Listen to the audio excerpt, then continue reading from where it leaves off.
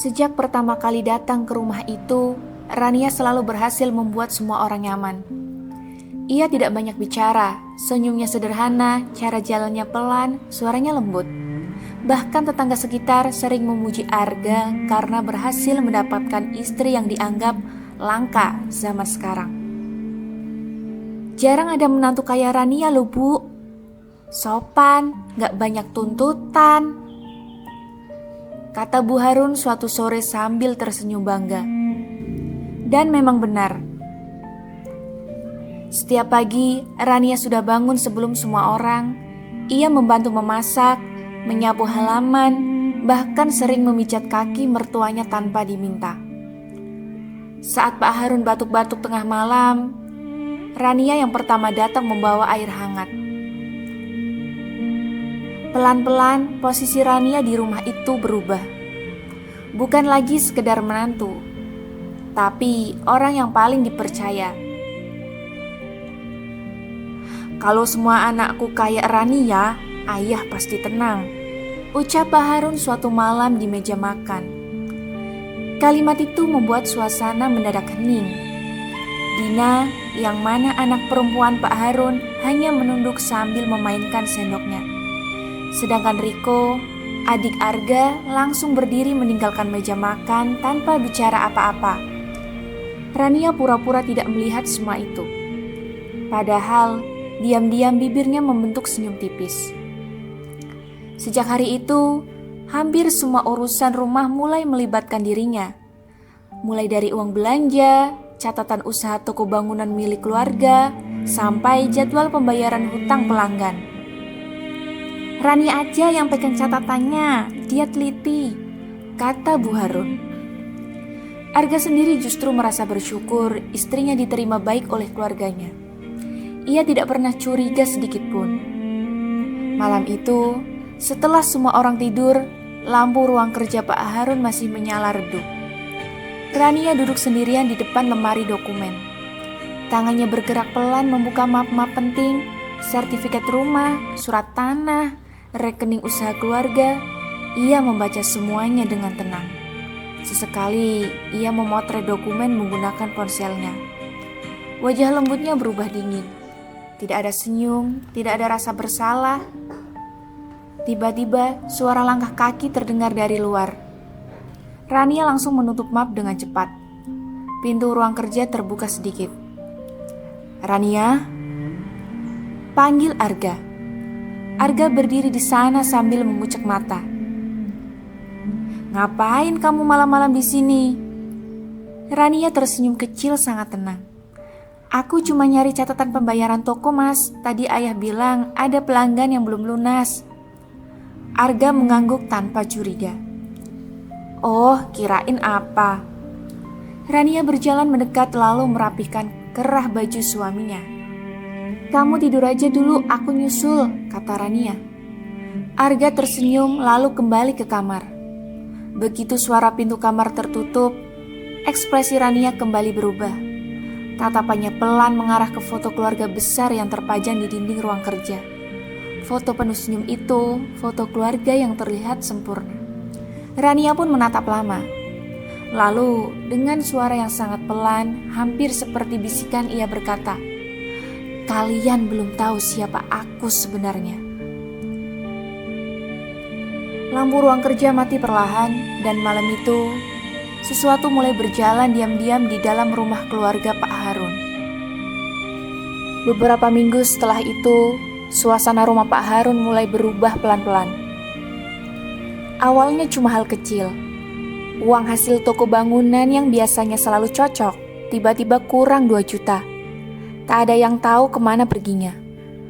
Perasaan kemarin lengkap, gumam Pak Harun sambil membolak-balik buku catatan.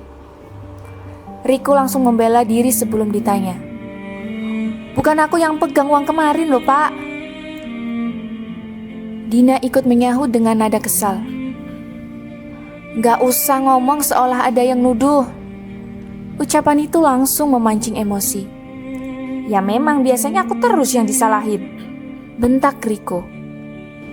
Suasana pagi itu mendadak panas. Padahal sebelumnya mereka jarang sekali bertengkar soal uang. Di tengah keributan itu, Rania datang membawa teh hangat. "Udah, jangan ribut dulu, dicari pelan-pelan aja," ucap Rania. Anehnya, semua langsung diam. Rania duduk di dekat Pak Harun, lalu membantu mengecek catatan pemasukan toko. Tangannya bergerak cepat, terlihat teliti. "Ya, ini kayaknya ada pembayaran yang belum ditulis," kata Rania pelan. Pak Harun mengangguk kagum. "Makanya ayah bilang kalau ada Rania, kerjaan jadi rapi." Kalimat itu kembali membuat wajah Dina berubah. Sejak saat itu, hubungan kakak beradik mulai terasa dingin. Riko jadi lebih sering pulang malam, Dina memilih jarang makan bersama. Bahkan, Arga mulai lelah mendengar pertengkaran kecil hampir setiap hari. Tapi masalah sebenarnya baru dimulai seminggu kemudian. Pagi itu, Dina menangis histeris di ruang tamu. "Aku gak pernah ambil uang itu," kata Dina. Di atas meja tergeletak amplop coklat berisi beberapa lembar bukti transfer dari rekening usaha keluarga ke rekening pribadi Dina. Pak Harun pun marah besar. "Sejak kapan kamu berani pakai uang usaha tanpa izin?" Dina sampai gemetar. "Ayah, aku sumpah gak tahu ini," kata Dina. Semua mata langsung tertuju padanya. Dan lagi-lagi, Rania muncul sebagai penengah. "Mungkin ada salah paham. Kita jangan langsung nuduh Dina," katanya tenang sambil menggenggam tangan Dina. Tapi justru itu yang membuat semua makin percaya pada Rania. Karena di saat orang lain emosi, hanya dia yang terlihat paling tenang. Malam harinya, Dina diam-diam menemui Arga di teras belakang. "Aku yakin ada yang sengaja jebak aku," kata Dina. Arga menghela nafas panjang. "Siapa?" Dina terdiam beberapa detik. Tatapannya pelan mengarah ke dalam rumah, ke arah dapur, tempat Rania sedang mencuci piring sambil bersenandung kecil. "Kak, aku gak percaya sama Rania." Arga langsung menggalang cepat. "Shh, jangan ngawur. Dia justru yang paling bantu keluarga ini." Dina frustasi. "Kalian semua terlalu percaya sama dia." Belum sempat Arga menjawab, suara motor Riko terdengar masuk halaman dengan kasar. Ia turun sambil emosi lalu melempar helm ke kursi. "Ayah nuduh aku lagi." Pak Harun keluar dari ruang tamu. "Kamu yang paling sering pegang gudang. Barang hilang semua, terus siapa?" Pertengkaran besar pecah malam itu. Teriakan saling sahut memenuhi rumah. Dan di tengah kekacauan itu, Rania hanya berdiri diam di dekat pintu dapur. Wajahnya tenang, matanya memperhatikan satu persatu anggota keluarga yang mulai saling curiga. Lalu diam-diam ia mengeluarkan ponselnya. Di layar terlihat rekaman CCTV gudang yang baru saja ia edit beberapa jam sebelumnya. Senyum tipis muncul di wajahnya. Semua berjalan persis seperti yang ia rencanakan. Sejak pertengkaran demi pertengkaran terjadi, rumah Pak Harun tak pernah benar-benar tenang lagi. Yang paling terasa berubah adalah Pak Harun sendiri. Ia jadi lebih sering diam, mulai lelah, kadang duduk sendirian di teras sampai larut malam sambil memandangi halaman kosong. Sampai suatu pagi, Pak Harun tiba-tiba jatuh di kamar mandi. Semua pun panik. Arga dan Riko buru-buru membawanya ke rumah sakit. Bu Harun menangis sepanjang jalan. Sedangkan Rania terlihat paling sigap. Ia yang mengurus administrasi, menenangkan keluarga, bahkan menemani dokter berbicara soal kondisi Pak Harun. Tekanan darahnya tinggi. Beliau juga terlalu banyak pikiran, kata dokter. Sejak hari itu, usaha toko bangunan mulai jarang diurus langsung oleh Pak Harun. Dan tanpa disadari siapapun, hampir semua kendali perlahan pindah ke tangan Rania. "Ayah, gak usah capek-capek lagi. Biar Rania aja yang urus sementara," kata Rania lembut. Pak Harun yang sedang lemah hanya mengangguk pelan. Riko sebenarnya sempat keberatan. Kenapa bukan aku aja yang pegang toko? Kata Riko. Tapi Bu Harun langsung memotong. Kamu itu emosian. Coba belajar tenang kayak Rania. Ucapan itu membuat Riko memilih keluar rumah sambil membanting pintu. Malam demi malam berlalu. Rania mulai sering masuk ke ruang kerja Pak Harun. Ia mengatur laporan keuangan, mengecek aset, bahkan ikut membahas surat-surat tanah keluarga. Semua terlihat biasa, sampai Arga mulai merasa ada yang aneh. Suatu malam, ia melihat istrinya sedang berbicara lewat telepon di halaman belakang. Begitu melihat Arga datang, Rania langsung mematikan sambungan. Telepon siapa? Tanya Arga santai. Oh, ini orang toko, Mas. Jawab Rania cepat. Arga pun mengangguk, tapi perasaannya mulai tidak nyaman. Beberapa hari kemudian, ia menemukan map dokumen keluarga di kamar mereka. Padahal, biasanya map itu selalu disimpan di ruang kerja ayahnya. Loh, kok bisa ada di sini? Tanya Arga. Rania yang sedang melipat baju tersenyum tenang. Ayah yang nyuruh aku cek pajaknya, Mas. Lagi-lagi jawaban terdengar masuk akal. Tapi malam itu, saat Rania mandi, Arga tanpa sengaja melihat beberapa lembar fotokopi sertifikat tanah di dalam tas istrinya. Dadanya mulai terasa tidak enak. Belum sempat ia berpikir lebih jauh, suara ponsel Rania bergetar. Satu pesan masuk muncul di layar. Pesan itu tertulis, dokumen lama sudah diganti, tinggal tunggu tanda tangan berikutnya. Arga langsung membeku. Belum sempat membaca lebih jauh, suara kamar mandi terbuka. Rania keluar sambil mengeringkan rambutnya. Tatapan mereka bertemu. Untuk pertama kalinya, Arga melihat sesuatu yang berbeda dari mata istrinya. Bukan kelembutan, tapi rasa waspada. Kamu buka HP aku? Tanya Rania pelan.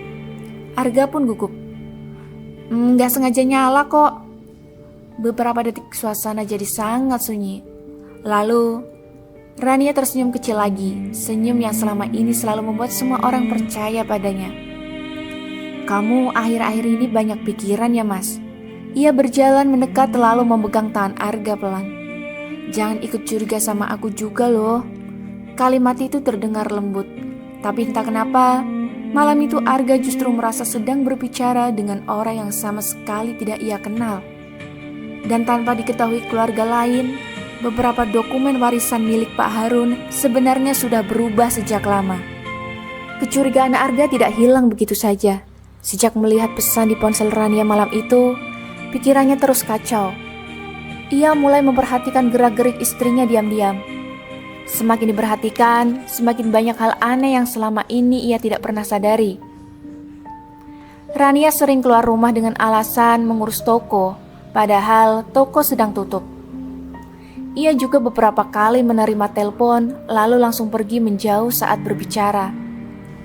Yang paling membuat Arga tidak tenang adalah sikap Rania yang tetap terlalu tenang di tengah keluarga yang makin berantakan. Seolah semua kekacauan itu memang sudah ia prediksi.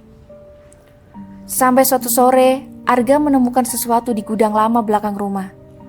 Awalnya ia hanya mencari dokumen stok barang, tapi di dalam kardus tua berdebu, ia melihat sebuah map coklat yang belum pernah ia lihat sebelumnya. Di bagian depan tertulis satu nama, Surya Pradana. Arga membuka isinya perlahan. Beberapa foto lama terjatuh ke lantai, dan jantungnya langsung berdegup keras. Di salah satu foto, terlihat Pak Harun muda sedang berdiri bersama seorang pria yang wajahnya sangat mirip Rania. Arga membaca lembar demi lembar dokumen di dalam map itu. Ternyata, dulu Pak Harun pernah punya usaha besar bersama seseorang bernama Surya Pradana. Tapi, usaha itu bangkrut setelah Surya dituduh menggelapkan uang perusahaan. Akibat kasus itu, Surya dipenjara dan meninggal tidak lama setelah bebas. Keluarganya hancur. Arga pun terduduk lemas. Tangannya mulai dingin saat melihat foto terakhir di dalam map.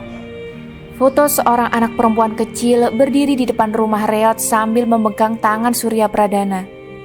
Anak kecil itu adalah Rania. Sontak Arga pun sangat kaget akan hal itu. Malamnya Arga langsung menemui Rania di kamar. "Rania, siapa sebenarnya ayah kamu?" tanya Arga. Rania yang sedang duduk di depan cermin perlahan berhenti menyisir rambut. Beberapa detik ia diam. Lalu tanpa menoleh ia berkata pelan, "Akhirnya kamu tahu juga," jawab Rania pelan. Arga pun makin tegang. "Jadi ini semua karena ayah?" Rania berdiri perlahan lalu menatap Arga dengan mata yang berbeda dari biasanya. Tidak ada lagi wajah lembut yang selama ini ia kenal di keluarga mereka. "Hancurnya keluarga aku dimulai dari rumah ini," ucap Rania dingin. Arga pun menggeleng cepat. Gak mungkin ayah kayak gitu." Rania tertawa kecil, tapi tawanya terdengar pahit. "Ayahku masuk penjara, ibuku sakit sampai meninggal. Aku hidup numpang kesana sini waktu kecil." Tatapan Rania mulai berkaca-kaca. "Dan keluarga kalian tetap hidup tenang, seolah gak pernah terjadi apa-apa," jawab Rania. Suasana kamar terasa sesak. Untuk pertama kalinya Arga sadar, perempuan yang tidur bersamanya selama ini ternyata menyimpan kebencian sebesar itu. "Tapi ayah gak pernah cerita soal ini," gumam Arga. "Karena orang bersalah selalu pandai menyembunyikan cerita," kata Rania. Rania membuka laci meja, lalu melempar satu bandel dokumen ke atas kasur. "Itu alasan aku datang ke keluarga ini," kata Rania. Arga membuka dokumen itu dengan tangan gemetar. Namun saat membaca halaman terakhir, wajahnya langsung berubah.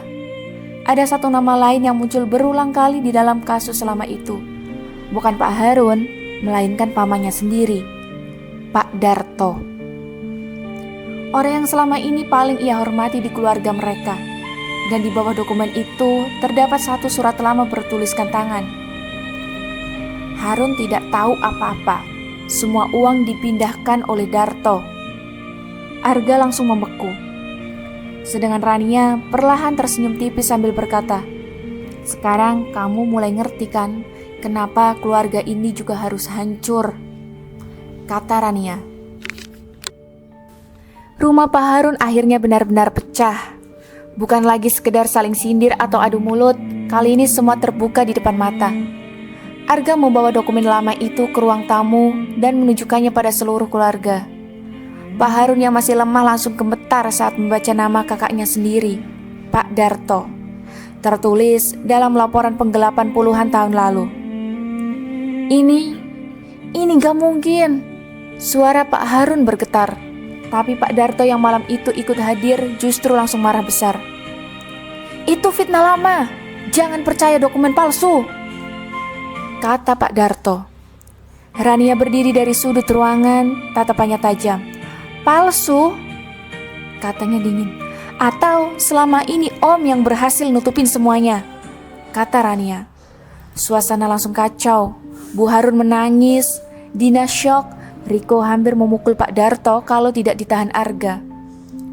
Dan di tengah keributan itu, Pak Harun tiba-tiba jatuh terduduk sambil memegang dada. Semua panik. Malam itu, rumah yang dulu terlihat hangat berubah seperti tempat penuh orang asing yang saling curiga. Setelah kejadian itu, satu persatu kenyataan mulai terbongkar.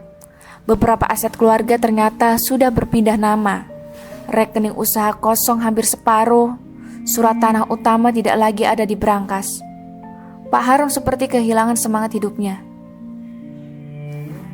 "Ayah gagal jaga keluarga ini," ucap Pak Harun di ruang rawat.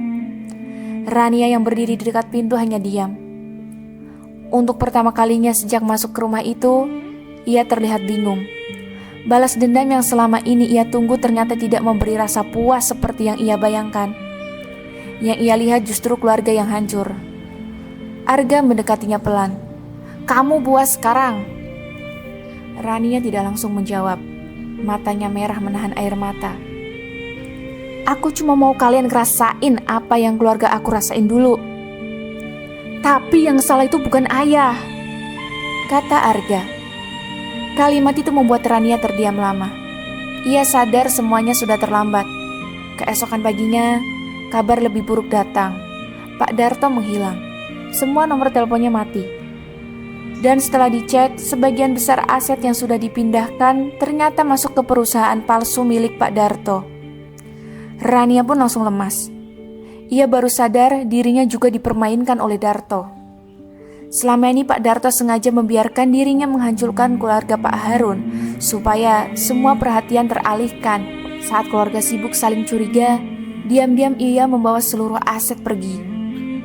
Riko memukul meja sampai gelas pecah. Jadi kita semua cuma dipermainkan? Tidak ada yang menjawab. Rumah besar itu mendadak terasa kosong. Beberapa minggu kemudian, toko bangunan mereka tutup, mobil dijual, rumah utama bahkan hampir disita bank. Dan yang paling menyakitkan, hubungan keluarga mereka tidak pernah benar-benar kembali seperti dulu. Suatu sore, Rania berdiri sendirian di depan rumah yang dulu mati-matian ingin ia kuasai. Kini rumah itu tampak sepi. Tak ada lagi kemewahan, tak ada lagi kebanggaan. Arga keluar membawa 2 koper kecil. Kita pindah besok, katanya datar. Rania menunduk. Aku minta maaf, Mas. Arga menatapnya lama. Ada luka yang bisa sembuh, tapi ada juga yang ninggalin bekas umur hidup, kata Arga. Setelah mengatakan itu, Arga masuk kembali ke dalam rumah. Sedangkan Rania tetap berdiri di halaman. Dia sendirian. Ia datang dengan tujuan menghancurkan sebuah keluarga demi balas dendam, tapi pada akhirnya yang paling hancur justru dirinya sendiri. Dan kisah pun selesai.